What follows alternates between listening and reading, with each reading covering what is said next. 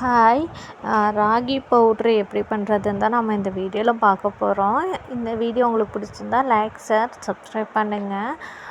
Okay, வாங்க வீடியோக்குள்ளே போகலாம். இன்றைக்கி நம்ம என்ன பண்ண போகிறோன்னா ராகி பவுட்ரு தான் பண்ண போகிறோம். அது எப்படி பண்ண போகிறேன்னா, ஃபஸ்ட்டு வந்துட்டு 3 டம்ளர் ராகி எடுத்து அதை நல்லா சுத்தம் பண்ணிவிட்டு அதுக்கடுத்து ஒரு 3 தடவை நல்லா வாஷ் பண்ணிக்கணும். வாஷ் பண்ணதுக்கப்புறமா இதை வந்துட்டு ஒரு 8 ஹவர்ஸ் இல்லைன்னா ஒரு நைட்டு ஃபுல்லாமே ஊற வச்சிடலாம்.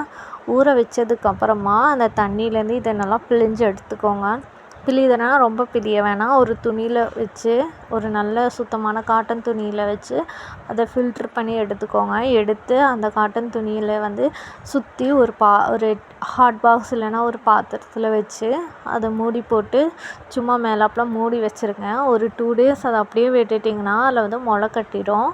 முளை கட்டினதுக்கப்புறமா அதை எடுத்து அந்த துணியிலேருந்து எடுத்துட்டு வெயிலில் வந்து நல்லா சுருக்குன்னு அடிக்கிற வெயிலில் நல்லா காய வச்சு எடுத்திங்கன்னா நல்லா மொறுன்னு வரும். உங்களுக்கே தெரியும் அதை பார்த்தா. அதை வந்துட்டு வாயில் போட்டிங்கன்னா கடக்கு முடக்குன்னு ஒரு மாதிரி இருக்கும்.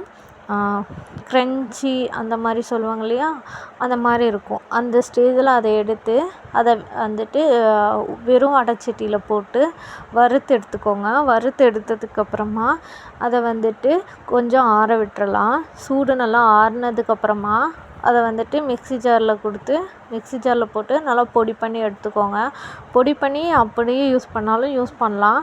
ஆனால் வந்துட்டு அதை ஒரு ஜல்லடை வச்சு ஜலிச்சிங்கன்னா பவுட்ரு மாதிரி கிடைக்கும். அதுக்கடுத்து வந்துட்டு அந்த ஜல்லடை வச்சு ஜலிச்சிங்கன்னா பவுட்ரு மாதிரி கிடைக்கும். அதில் குருணை கொஞ்சம் இருக்கும்.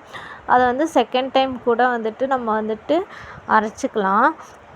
நான் வந்து அதை அரைக்கலை. அதை வந்துட்டு அதோடு வந்துட்டு நான் விட்டுட்டேன். அந்த பவுட்ரு கிடச்சிச்சிலையே அதோடு விட்டுட்டேன். ஏன்னா வந்துட்டு அதை அரைச்சாலும் வந்துட்டு அந்த அளவுக்கு நமக்கு வந்து பவுட்ரு கிடைக்காது. ஸோ அதனால் வந்துட்டு நானும் சரின்னு சொல்லிட்டு விட்டுட்டேன். இந்த பவுட்ரை வந்துட்டு 1 மந்த் இல்லைன்னா 2 மந்த் கூட வச்சுக்கலாம்.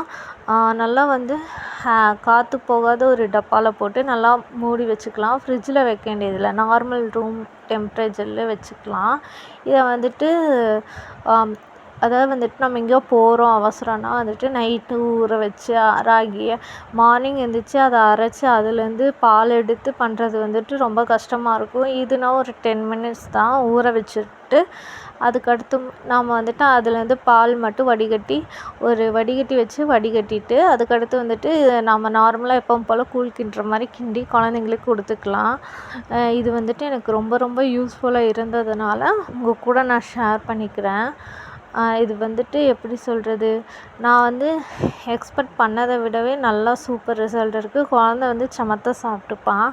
நீங்களும் இதை ட்ரை பண்ணி பாருங்கள். உங்களுக்கு வந்துட்டு இந்த வீடியோ பிடிச்சிருந்தா லைக், ஷேர், கமெண்ட் பண்ணுங்கள். உங்கள் பேபி எப்படி சாப்பிட்டாங்கிறத கீழே கமெண்ட் செக்ஷனில் கமெண்ட் பண்ணுங்கள். தேங்க்யூ ஃபார் வாட்சிங். பாய். Love you all.